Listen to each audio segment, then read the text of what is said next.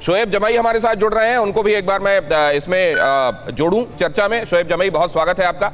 ये क्या चल रहा है मुल्क में? जी बहुत बहुत शुक्रिया। देखिए, जो दो गिरफ्तार अभियुक्त का नाम अबू साहब, मैं आता हूं, आपके पास आऊंगा, आपकी बात सुनूंगा, आऊंगा। आलम साहब है और जी जो गिरफ्तार अभियुक्त हैं इस केस में मोहम्मद उमर गौतम साहब, इनके पिताजी का नाम था स्वर्गीय धृत श्री धनराज सिंह गौतम। ये उमर गौतम साहब हमारे ही इलाके में रहते हैं और मैं पर्सनली इनको जानता भी हूँ। देखिए, दावत का काम ये करते हैं। इस देश में रिलीजन को प्रोफेस करने या उसको प्रचार प्रसार करने की इजाज़त संविधान देता है। क्रिश्चियन मिशनरीज़ करती हैं बहुत सारा, हालांकि किसी मुस्लिम तंजाम ने हमने ऐसा नहीं सुना कि कोई पैसे देती है, लेकिन क्रिश्चियन मिशनरीज़ तो देते रहते हैं। लेकिन ये उमर गौतम साहब कौन है, इसके बारे में भी जान लेना चाहिए। उमर गौतम साहब जो है वो है जिनके पिताजी का नाम धनराज सिंह गौतम था।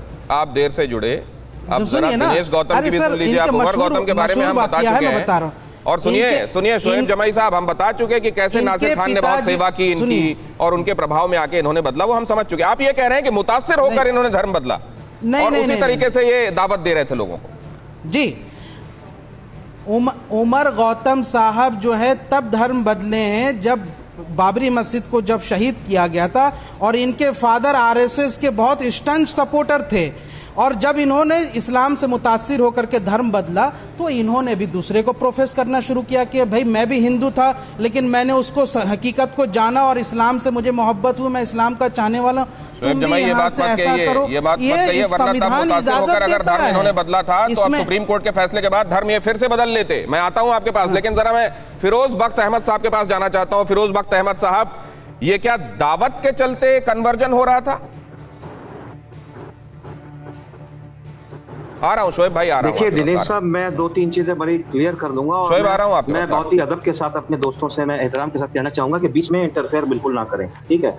ये बड़ा, देखिए, ये जिन साहिबान की गिरफ्तारी हुई है बड़ा सेंसिटिव इशू है और इसको हर शख्स जो है हर पार्टी इसको पॉलिटिसाइज करना चाहेगी, ये गलत है। देखिए, मैं इस्लाम का जो स्टैंड है कन्वर्जन पे या प्रोजलिटाइजेशन पे क्लियर कर दूं। एक आयत है कुरान में, वो आयत है ला इकराहा फिर दीन। उसका क्लियर मतलब क्या है कि दीन के मामले में कोई जबरदस्ती नहीं है, ठीक है। पहली चीज ये हो गई। इस्लाम ये भी कहता है लकुम दीनुकुम वलिय दीन, तुम्हें तुम्हारा दीन मुबारक, हमें हमारा दीन मुबारक। अगर ये इस तरह का सिस्टम चल रहा है, आप कह रहे हैं आईएसआई से मदद आ रही है, कहीं से फॉरेन फंडिंग हो रही है, सऊदी अरब से, कहीं से भी, जहाँ से भी हो रही है फॉरेन फंडिंग, पाकिस्तान से हो रही है। अगर ये फॉरेन फंडिंग हो रही है बिल्कुल गलत है और हिंदुस्तान का जो कानून है उसको इन चीजों को गिरफ्त में फौरन लेना चाहिए। अगर उन्होंने ऐसा एक्शन लिया है कि फॉरेन फंडिंग हो रही है, वो भी आईएसआई से हो रही है, ये तो क्रिश्चियनिटी जो मिशनरीज हैं या कोई भी उनके ऊपर ये आरोप लगे हैं हमेशा कि उनको बाहर से फंडिंग हो रही है। गौतम साहब, मुझे दिनेश जी मुझे टोकिए नहीं, मैं पूरी बात कह लूं, ठीक है। आप एंकर हैं, पूरा आपको राइट है। एक बात ये कहना चाहता हूँ, मैंने अपने दोनों भाइयों को सुना, अबू आजमी साहब को भी सुना, शोएब जामई को भी सुना। देखिए मसला क्या है, जिस तरह से अबू आजमी साहब बोल रहे थे, उन्होंने लफ्ज़ दलाल इस्तेमाल किया आपके लिए कि भाई आप तो दलाली कर रहे हैं बीजेपी की, बहुत गलत चीज़ है।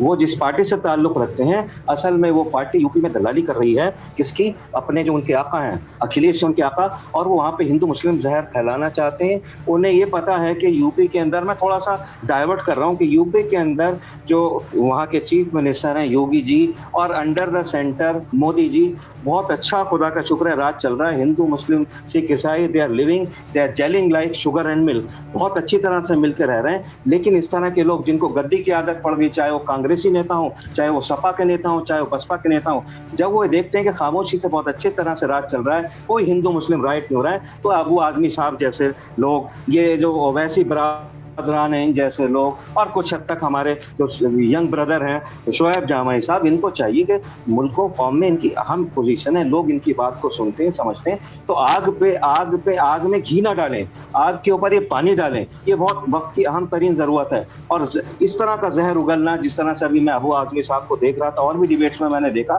मुझसे सीनियर हैं, बड़े नेता हैं, लेकिन मेरी एक बात और समझ में नहीं आ रही है सर, इसको लेके मैं इफ्तिखार साहब के पास जाने वाला हूँ। देखिए, लेकिन ठीक है फिरोज, मुझे बहुत ज्यादा नाउमीदी होती है, और मैं सोचता हूँ कि आपने बहुत इंपॉर्टेंट बात कही है सर। आपने कहा है कि इसको ये देखना पड़ेगा कि वो कौन से लोग हैं जो इस तरह के मामलों में गलत को बचाने की कोशिश करते हैं और उनका क्या ऑब्जेक्टिव है जो इससे पर्पस सर्व होता है। परवाह देश की, सोमवार से शुक्रवार रात 10 बजे TV9 भारतवर्ष पर।